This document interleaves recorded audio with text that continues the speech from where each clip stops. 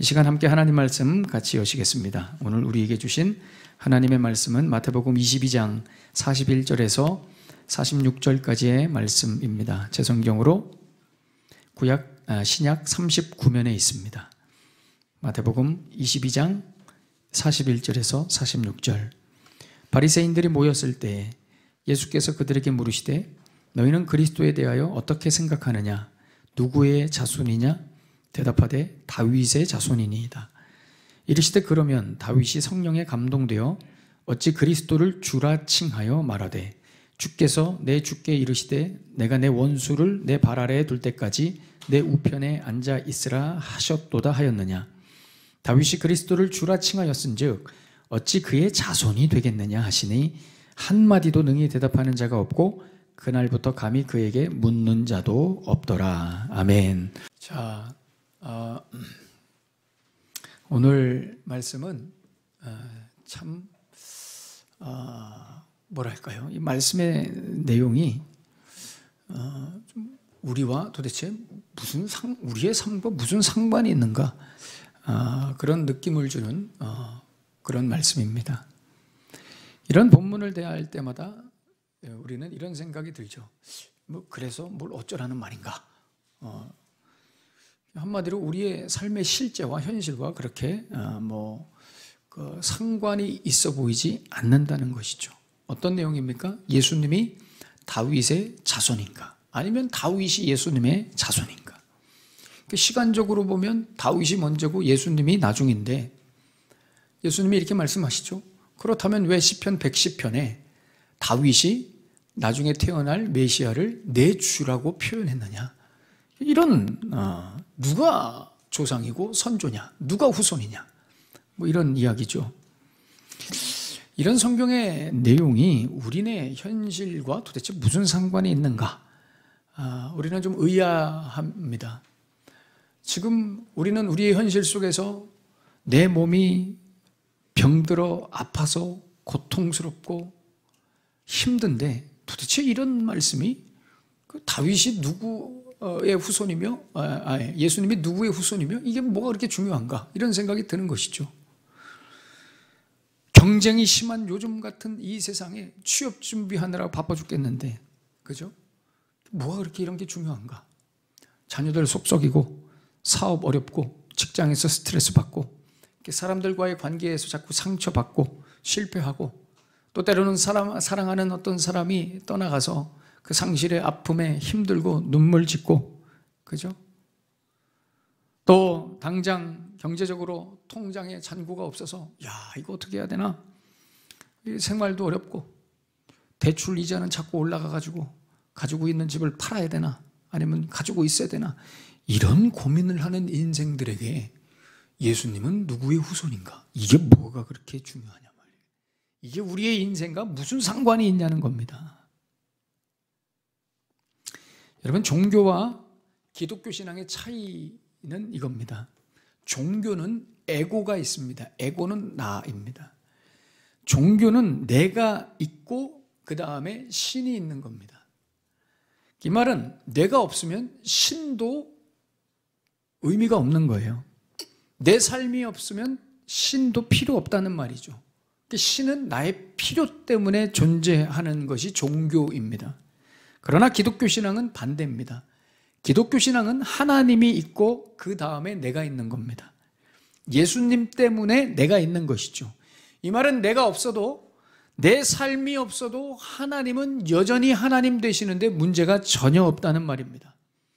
내가 동의하지 않아도 예수님은 구원이시며 메시아이시라는 것이죠.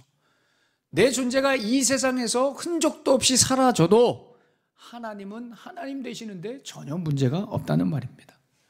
하나님은 나 때문에 내 필요 때문에 존재하시는 분이 아니라 오히려 거꾸로 하나님은 나에게 찬송을 받으시려고 나를 창조하셨고 나를 살아가게 하신다는 겁니다. 예수님만이 길이요 진리요 생명이심을 보여주시기 위해서 오늘도 나를 부르시고 예수 안에서 살게 하신다는 거예요.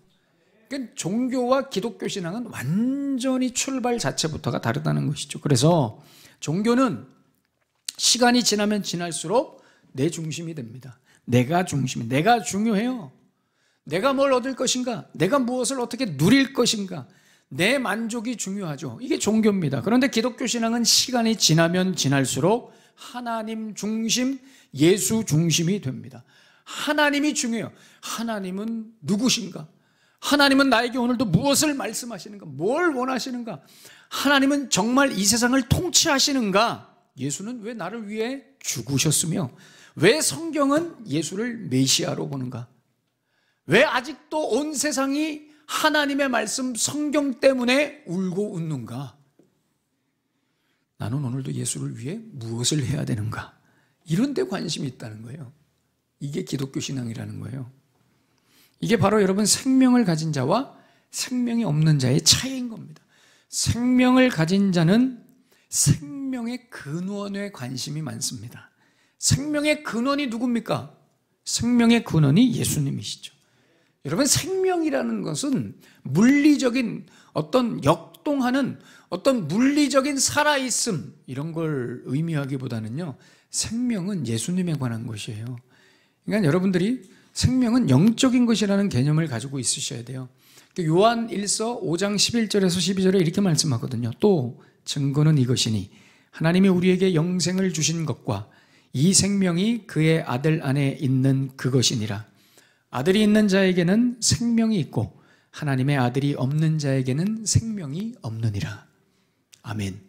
여러분 생명은 예수 안에만 있는 겁니다. 예수님의 피, 보혈 안에만 생명이 있는 거예요. 레위기 17장 11절에 이렇게 말씀합니다. 육체의 생명은 피에 있음이라. 내가 이 피를 너희에게 주어 제단에 뿌려 너희의 생명을 위하여 속죄하게 하였나니 생명이 피에 있으므로 피가 죄를 속죄하느니라. 아멘. 여러분 생명은 예수님에게만 있는 거예요. 그래서 예수님 때문에 생명을 얻은 자들은 살아있는 것에 관심이 있습니다.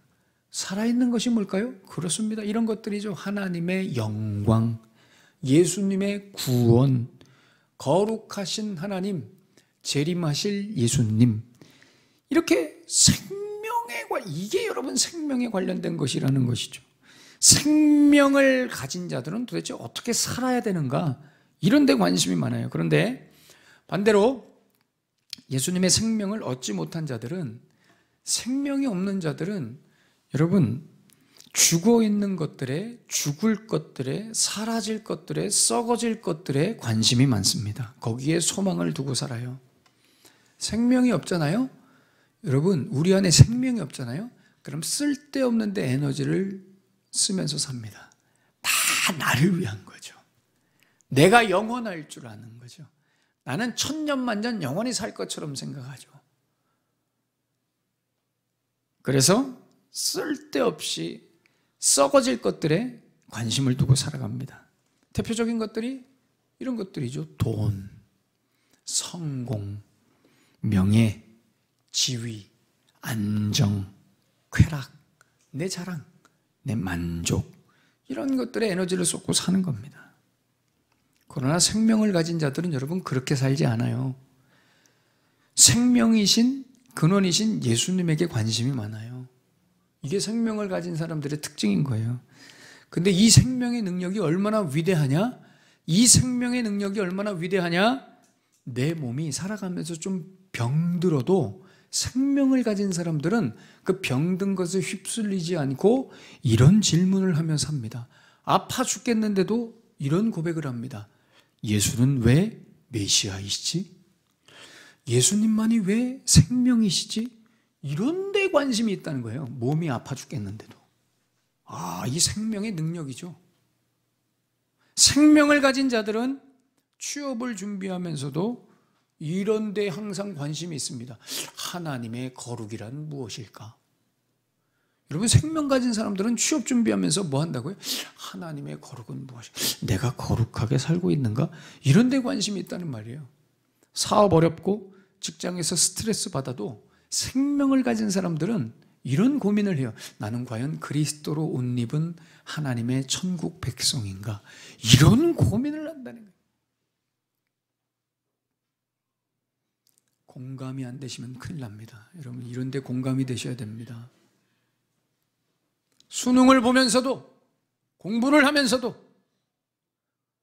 나는 왜 수능을 잘 보고 공부를 잘해야 되는가? 이런 고민을, 아니 목사님, 공부는 무조건 잘해야지 무슨 공부를 왜 잘해야 되는가? 왜가 어디 있습니까? 이 생명 없는 자들의 그건 고백입니다. 생명 있는 자들은 예수님의 생명을 가지고 사는 사람들은 이런 고민을 합니다. 나는 왜 수능을 잘 봐야 되는가? 나는 왜 공부를 잘해야 하고 열심히 해야 되는가? 어떻게 하면 내가 하나님 앞에 영광 돌릴 수 있는가? 공부를 하면서도 그런 고민으로 공부를 한단 말이에요. 여러분, 오늘 본문은 이런 구조로 봐야 됩니다. 이런 구조로. 제가 일부 예배 때 너무 좀 마음이 불편했던 게, 오늘은 유난히 조금 어려운, 오늘 설교는 제가 특별히 좀 더 원고를 이렇게 읽어 내려가는 설교를 하겠습니다. 왜냐하면 이 원고를 제가 충분히 숙지하고 소화해 내지 못한 상태에서 여러분들에게 이렇게 말하기가 너무 어렵더라고요. 그래서 그냥 원고를 읽겠습니다. 근데 오늘 일부 때는 아니 우리 어린아이들이 이 앞에 앉아 있는 거예요. 아동부, 아니 유치부, 아니 얼마나 제가 마음에 부담스럽던지. 그래서 제가 그들을 위로했습니다. 너희들은 몰라도 된다. 너희들은 몰라도 아무 책임이 없다. 그렇게 그렇게 아이들을 위로했는데, 우리 여기 청년들까지는 괜찮습니다. 애들한테는 제가 일부 때 너희들은 자도 된다 이렇게 얘기했는데, 우리 청년들은 자면 안 됩니다. 다 깨워서 좀 말씀이 어렵더라도 오늘 이 말씀을 우리가 좀 함께 소화했으면 좋겠습니다. 여러분, 오늘 본문의 구조를 보시면요, 이 구도로 봐야 됩니다. 생명 없는 종교인들은 이런 질문들 뿐이었습니다. 가이사에게 세금을 내는 게 옳습니까? 옳지 않습니까? 맨 이런 질문들이에요. 부활하면 나중에 천국 가면 족보가 꼬이지 않습니까? 맨 이런 질문들이에요. 또 계명은 지켜야 되겠는데 어떤 계명이 좀 쉽고 중요하지만 어떤 계명이 좀 쉽습니까? 맨 이런 질문들입니다. 이 무슨 다 질문이 전부 다 이 세상과 육체에 관한 질문, 자기들에 관한 질문들입니다. 다 내가 어떻게 될 것인가에 관한 질문이에요. 그런데 생명이신 예수님의 질문, 반대로 오늘 예수님이 종교인들에게 질문하잖아요. 생명이신 예수님의 질문은 어떤 질문이에요? 이런 질문입니다. 메시아는 누구의 자손이냐? 질문의 퀄리티가 달라요. 질문의 내용이 다르죠. 얘들아, 메시아는 누구의 자손이냐? 그러니까 기계적으로 종교인들이 대답하죠. 다윗의 자손입니다. 그래? 다윗의 자손인데 왜 시편 110편에서는 다윗이 후에 나타날 메시아를 내 주라고 고백했느냐? 도대체 다윗과 메시아와의 이 관계에 담긴 의미는 무엇이냐? 한번 대답해 봐요. 질문의 수준이 다르죠. 질문의 수준이 다른 겁니다, 지금. 왜요? 생명 있는 자들과 없는 자들의 차이인 겁니다. 그래서 오늘 46절에 보면 이 사람들이 이렇게 대답합니다. 한마디도 능히 대답하는 자가 없고 라고 말씀하죠. 무슨 말입니까? 성경에 이런 구절이 있는지도 몰랐던 겁니다. 그리고 전혀 관심도 없었다는 것이죠. 이 종교인들은 이런 데에는 전혀 관심이 없습니다. 왜요? 먹고 사는데 아무 지장이 없거든요. 본인들이 이 세상에서 권력을 잡고 돈을 버는데 종교인으로 사는데 이런 구절들은, 이런 내용들은 아무런 상관이 없다는 겁니다. 그러니 자연스럽게 이런 구절들은, 여러분, 수능 보고 취업 준비하고 직장 다니고 사업하고 돈 벌고 결혼해서 사는데 어떻게 보면 이런 구절들은 아무런 상관이 없는 것처럼 보입니다. 메시아가 누군지, 왜 메시아가 다윗의 자손인지 별로 중요하지 않은 것처럼 보입니다. 메시아가 있어야 된다면 우리가 기대하는 메시아, 우리가 관심 있어 하는 메시아는 어떤 메시아예요? 수능 잘 보게 해주시고 점수 잘 나오게 해주시고 좋은 데 취업하게 해주시고 사업도 잘 되게 해주시고 승승장구하게 돈도 잘 벌게 해주시고 건강도 그냥 바짝 110살까지 사다가 아침 먹고 딱 천국 갈 수 있는 그런 메시아, 그렇게 해줄 메시아를 기대하는 거예요. 그런 메시아만 관심이 있는 거예요. 그래서 여러분, 유대인들은 아직도 메시아를 기다리죠. 유대인들은 아직 메시아가 오지 않았습니다. 무슨 얘기입니까? 지금 메시아, 기존의 메시아는 마음에 들지 않는다는 얘기죠. 그런 메시아, 갑자기 십자가에서 허황되게 무기력하게 그런 죽는 메시아가 무슨 메시아? 한마디로 그 예수라는 메시아는 우리에게 해준 게 아무것도 없다 이겁니다. 여러분, 예수님이 여러분들에게 해준 게 아무것도 없습니까? 그러면 여러분들도 유대인인 거예요. 유대인인 거예요. 예수님의 생명의 능력이 여러분들의 삶에서 경험되지 않습니까? 유대인인 거예요. 메시아를 다시 기다려야 되는 거예요. 여러분 안에 생명의 능력을 가지고 살아간다면 이미 메시아는 오신 것이죠. 여러분, 유대인들, 제가 영상 하나 보여드릴 텐데요. 브레드 TV에서 제가 출처를 브레드 TV에서 제가 따왔습니다. 이 브레드 TV에서 한 프로젝트를 진행했는데요. 유대인들에게 인터뷰합니다. 당신들에게 있어서 메시아는 누구냐? 어떤 존재냐? 왜 예수가 당신들에게는 메시아가 아니냐? 이 질문을 계속하는 거예요. 그래서 미제 예슈 이렇게 질문하죠. 미는 히브리어로 후입니다. 그래서 여러분 미가서에서 미는 그 후입니다. 그러니까 미제 예수, 그러니까 예수는 누구십니까? 당신에게. 이렇게 계속 질문하는데 많은 질문과 답 중에 제가 몇 가지만 몇 사람만 이렇게 추려서 왔습니다. 여러분들이 한번 유대인들의 대답을 보시며 한번 느껴보십시오. 아, 이 사람들이 이래서 메시아를 못 받아들이는구나.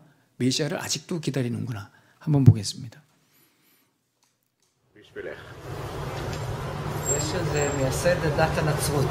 אוקיי. אני חושב שמה שהם רוצים לדעת זה למה אנחנו יהודים לא מאמינים בישו, שהוא המשיח, כאילו. קודם כל אני בחורה דתייה. מאמינה במה שהיהדות שמה לפנינו. ישו הגיע אלפי שנים אחרי. כולם היה יהודי, אבל הלך לדת אחרת, הקים דת אחרת. מי זה ישו, כאילו, מבחינת המבט היהודית? יש גמרא על ישו, במסכת סנהדרין, שהוא היה תלמיד של תנא, אבל הוא כפר בעיקר. הוא יצא לדרך שהיא לא הדרך של היהדות. הוא האמין בזה שכבר הגיע הזמן של העולם הבא, למרות שלא הגיע הזמן של העולם הבא. משהו כזה. אוקיי. מה להוסיף? שאתה יודע. והשאלה, למה אנחנו יהודים לא מאמינים שישו הוא המשיח? כיוון שלא הגיעה הגאולה. הוא סובר שהגיעה הגאולה ואין יותר עניין בלעבוד ולעשות מצוות, אבל היהדות טוענת שעדיין יש זמן לעשות מצוות, כיוון שעדיין אף אחד פה לא נהנה, הנאה מוחלטת. אז ברור שעדיין העולם הבא עוד לא הגיע. זה על ישו. מי זה ישו במבט ג'יזוס קרייסט במבט היהודית? ישו? כן. הוא נוצרי, הוא לא קשור אלינו בכלל. אוקיי, אז למה הוא לא המשיח? כי הוא לא קשור אלינו, אנחנו מאמינים בתורה, יש לנו את התורה שהיא ההוכחה שלנו. מה? יהודי שהתנצר והלך לנצרות. כן. אתה הולך על המים. שיחק בדיוק, חי בסרט רציני שהוא הולך על המים. היה מעשן הרבה. הוא האמין בצלב. הוא האמין בצלב. אנחנו יש לנו את המגן דוד, יש לנו את אלוהים שבשמיים, אנחנו מאמינים בתורה שאלוהים נתן לנו בהר סיני. אנחנו לא מאמינים בישו, ישו בכלל לא קשור אלינו, אין לנו קשר לישו. יש לנו את התורה שממנה אנחנו מאמינים, חוקים, הכל יש בתורה. Yeah, I think there's an automatic assumption that they can't quite figure out why we don't believe in Jesus. Yeah. If we believe at all. So, well, okay, can you maybe explain in some way why? Or why we don't, why Jews in general, or you, don't believe in Jesus Christ as your Lord and Savior, or that kind of thing? It's not our tradition. We have our own tradition, which is very ancient and very how would you say? Ingrained. Ingrained. And part of it is not believing in Jesus. Okay. Do you happen to know why we don't believe Jesus was the Messiah? Do you happen to know why? Because we have different picture of what Messiah is. Okay. We see Messiah as something that's going to happen in the future, and it's going to fix the world. The world's going to be the way it's supposed to be when the Messiah comes. And it hasn't happened yet, so pretty simple. But the stronger answer is that it's just not in our tradition. 여러분, 유대인들이 예수님을 메시아로 인정하지 않는 이유는 예수님이 만족스럽지 않다는 겁니다. 그러니까 예수님 안에서, 예수라는 존재 안에서 기쁨이 없다는 거. 아까도 얘기하죠. 예수가 왔으면 우리 안에 기쁨이 있어야죠. 여러분, 이 메시지는 여러분들에게 굉장히 중요한 메시지입니다. 여러분들이 살아가면서 예수님으로 인한 기쁨이 없으면 여러분들은 유대교입니다. 나는 예수님으로 인해서 기쁨이 없으면 나는 메시아를 또 만나야 되는 거예요. 기다려야 되는 거예요. 여러분. 그래서 유대인들은 지금도 다윗을 통해서 다윗의 재현을 통해서 메시아를 만나기를 원하는 거예요. 기다리고 있는 거예요. 그래서 오늘 42절에 나오는 그리스도, 메시아는 다윗의 자손이어야 하는 겁니다. 왜냐하면 다윗이라는 것은 이스라엘 사람들에게 있어서 영웅의 집약입니다. 우리식으로 얘기하면 광개토대왕, 이순신, 유관순, 안창호, 제가 일부 예배 때는 안 했는데 박정희 대통령, 이런 분들, 네? 우리나라를 일군, 그죠? 영웅들, 이런 분들을 다 집약해 놓은 짬뽕이 바로 다윗입니다. 여러분, 다윗 시대 때 이스라엘이 그 고대 근동 지역을 패권을 장악했습니다. 다 먹었죠. 알렉산더나 나폴레옹은 저리 가랍니다. 얼마나 다윗 시대 때 땅이 넓었냐면요, 와서 각 그 이방 나라들이 다윗에게 와서 무릎을 꿇었습니다. 우리 땅도 니네 땅 하라고요. 그 정도로 다윗의 세력이 강력했습니다. 이스라엘 사람들은 이걸 잊지 못하는 거예요. 그러니 메시아가 와야 된다면 이런 메시아가 와야 되는 거예요.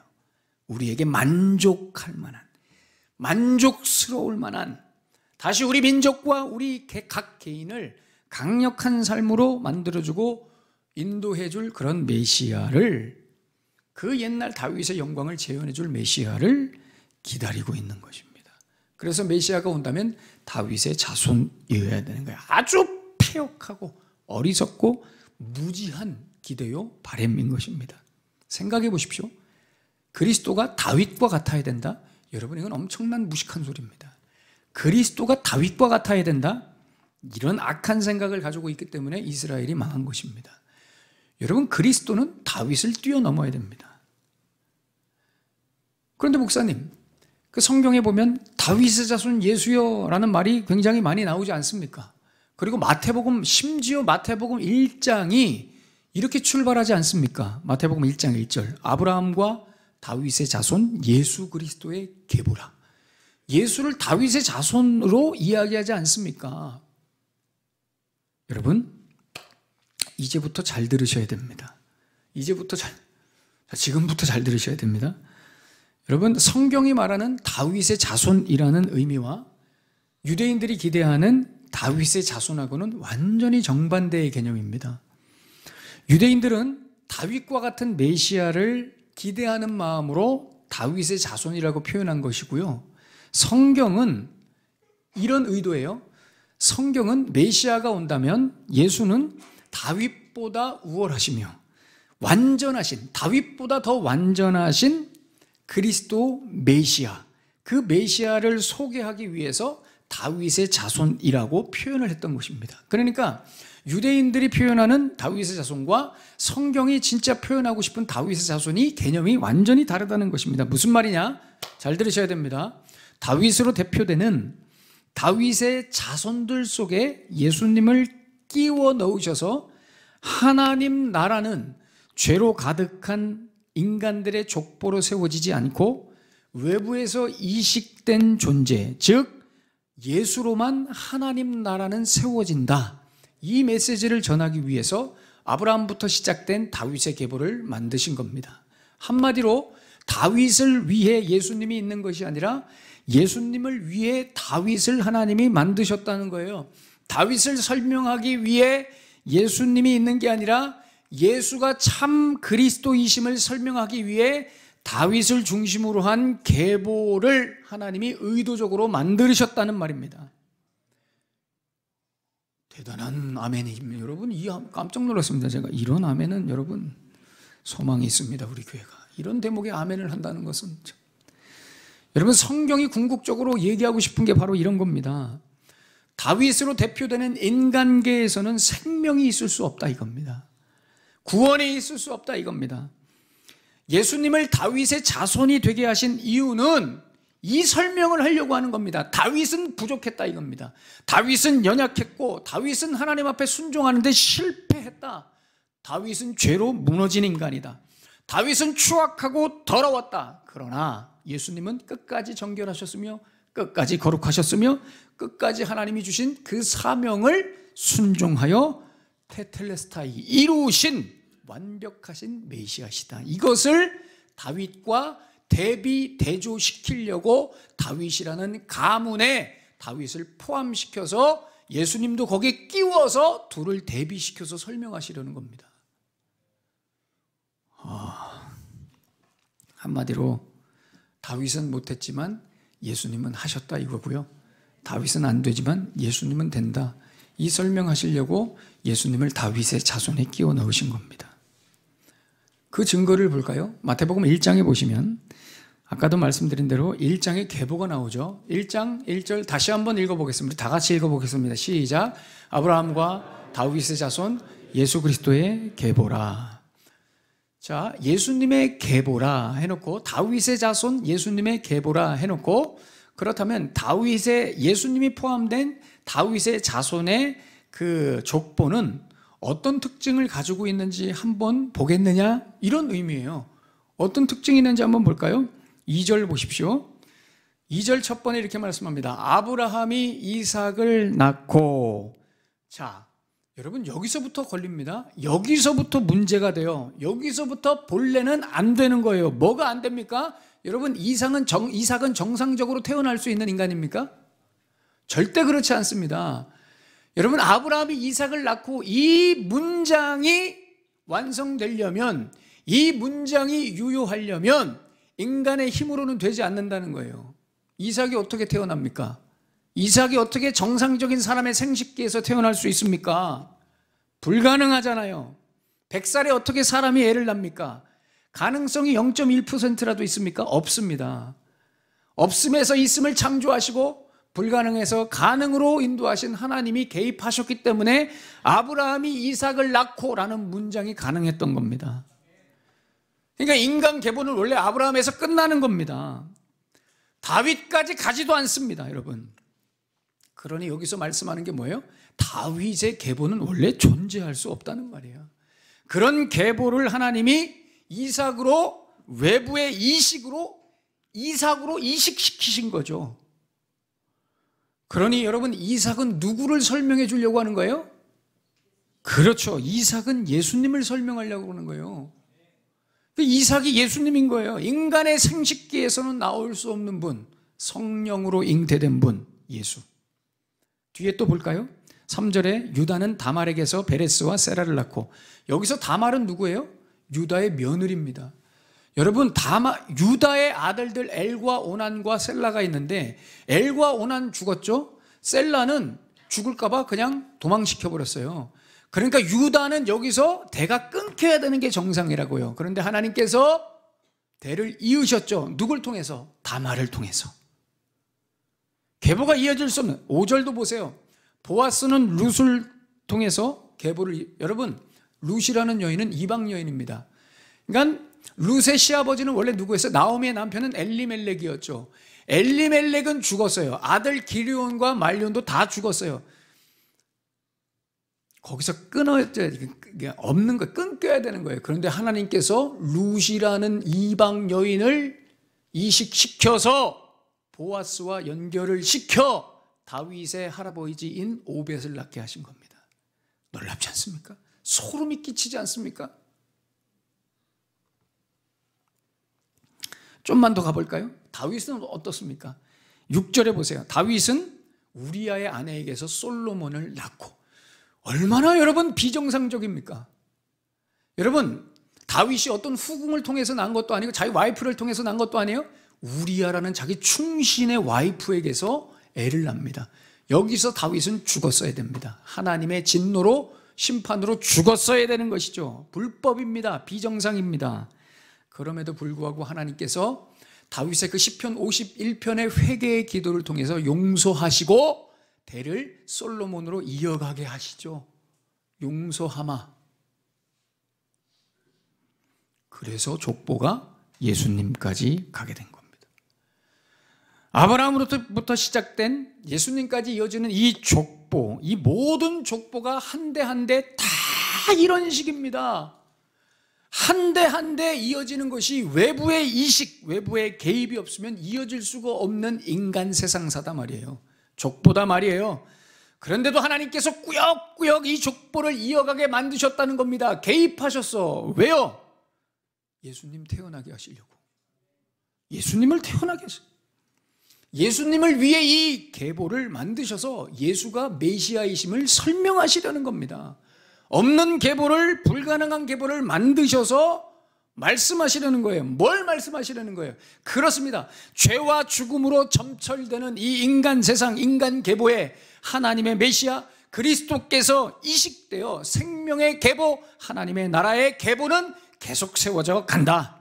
다윗과 같은 극악무도한 죄인, 아브라함과 같은 연약하고 힘없고 이 부족한 죄인들을 끝까지 은혜로 용서하시고 그 안에서 하나님은 하나님의 나라를 세워 가신다. 이걸 보여주시려고 계보를 허락하신 겁니다.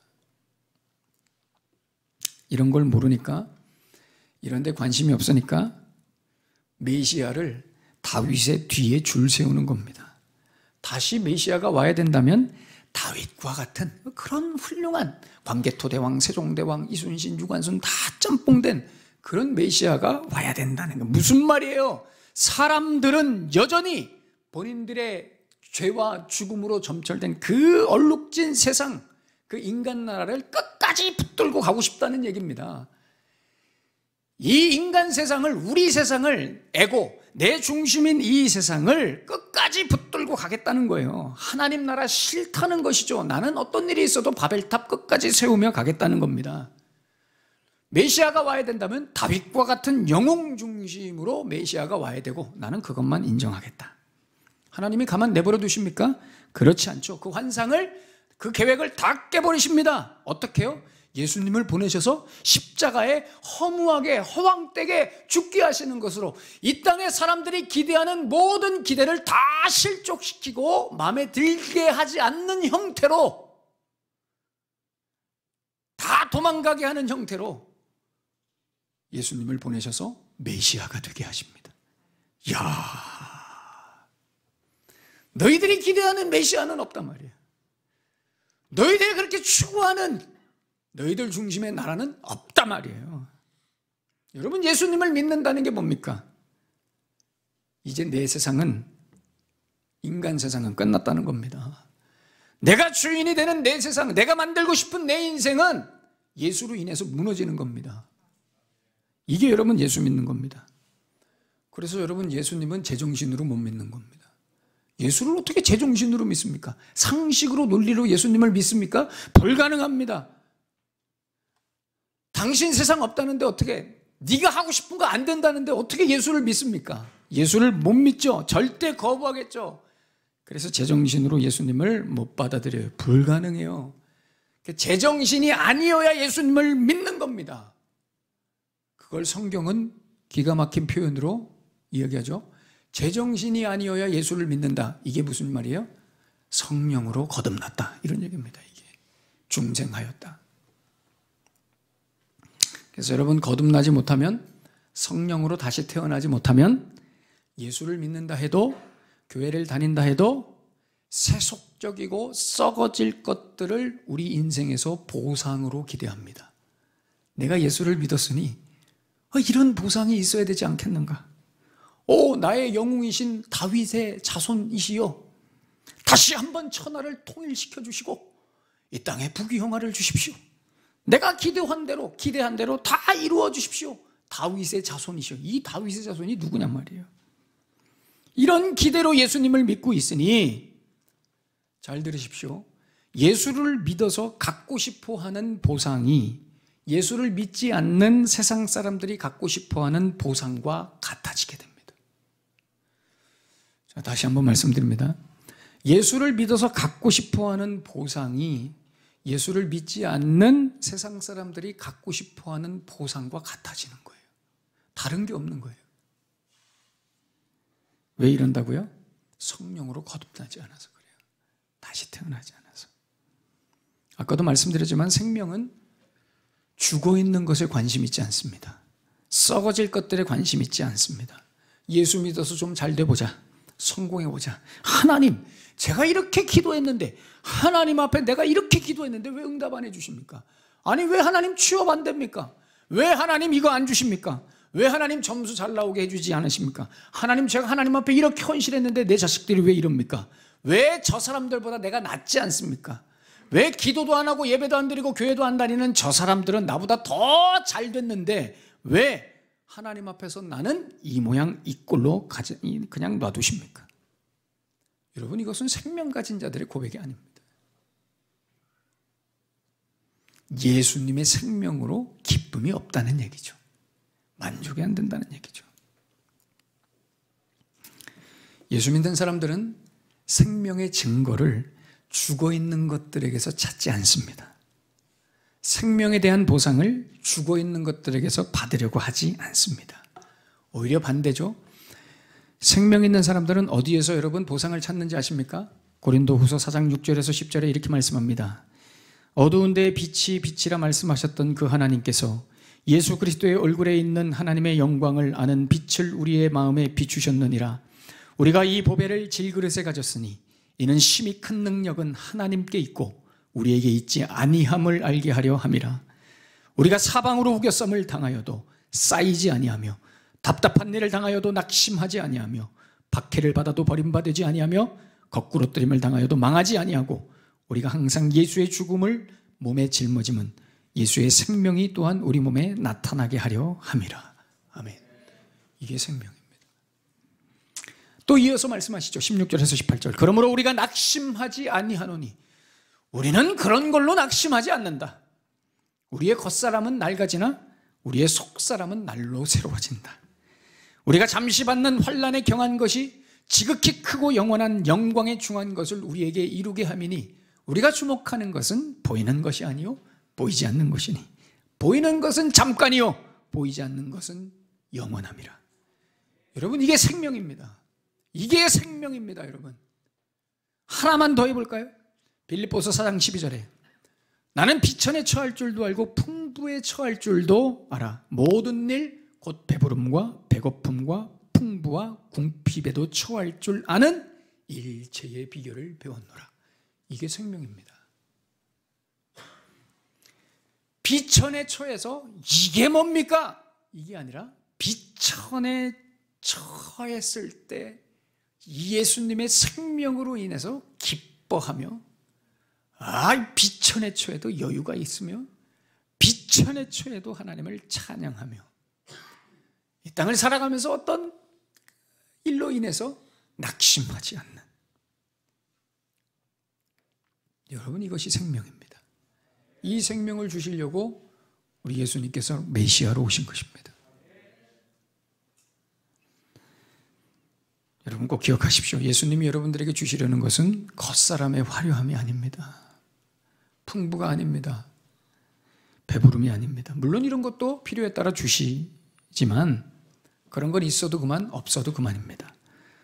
예수님이 저와 여러분들에게 주신 진짜 능력은 이 속사람의 능력이요, 배고픔에도 불구하고 배부른, 배고픔이나 부족함이 수치와 부끄러움이 되지 않는 이런 능력인 것입니다. 질병이 두려움이나 공포가 되지 않는, 염려가 되지 않는 생명입니다. 실패해도 낙심하지 않는 생명입니다. 그래서 여러분 주위에 예수 믿는 사람, 생명 있는 분들 보세요. 암 사기여도 하나님을 찬양합니다. 천국의 소망으로 예수님이 메시아이심을 고백하죠. 어떤 사고를 당해도 그래도 하나님은 나의 하나님이십니다. 여러분, 이런 능력은 세상에 없습니다. 어디에 이런 능력이 있습니까, 세상에? 다시 권면드립니다. 생명을 가진 자들답게 사시기를 축복합니다. 그 생명의 능력을 풍성하게 경험하시고요. 세상에 있는 어떤 것을 보상으로 여기지 마시고 생명 자체를 예수 믿는 보상으로 여기며 살아가게 되시기를 축원합니다. 그게 기독교 신앙에서의 메시아를 믿는 믿음입니다. 기도하겠습니다.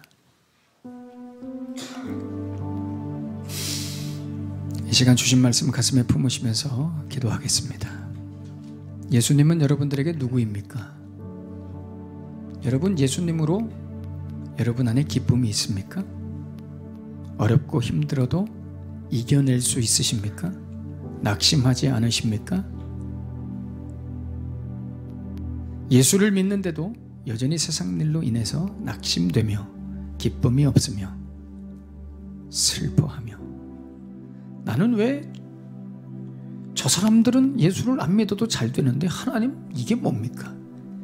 이런 고백을 한다면 우리는 유대교입니다. 예수님이 안 오셨죠? 예수님이 나에게 생명을 주시지 않은 겁니다. 심각한 우리 신앙의 실존입니다. 여러분, 어떤 것이 여러분들의 보상이 되어야 합니까? 예수 믿으면서 어떤 보상을 기대하십니까? 생명 자체가 예수 믿은 보상이 되어야 되는데 우리는 그것만으로 만족되지 않습니다. 예수가 메시아가 아닌 거예요.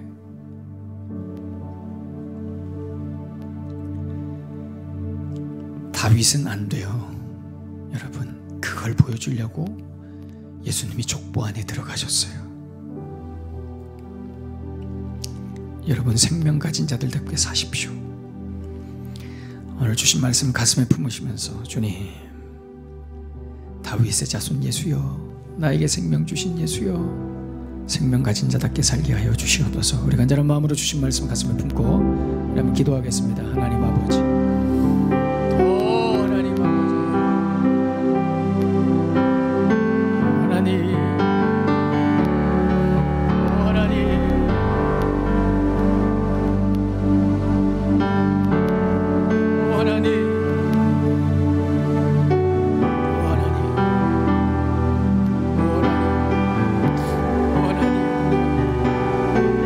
하나님, 예수여,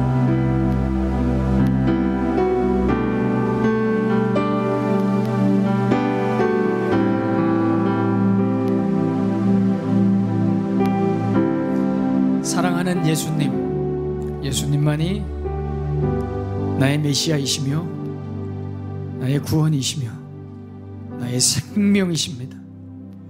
이 생명 붙들고 어떤 상황 속에서도 이 생명 자체가 나의 인생에 예수 믿은 가장 큰 보상이라는 것을 믿으며 하루하루 예수 안에서 승리하는 인생들 다 되게 하여 주시옵소서. 예수님의 이름으로 축복하며 기도하옵나이다.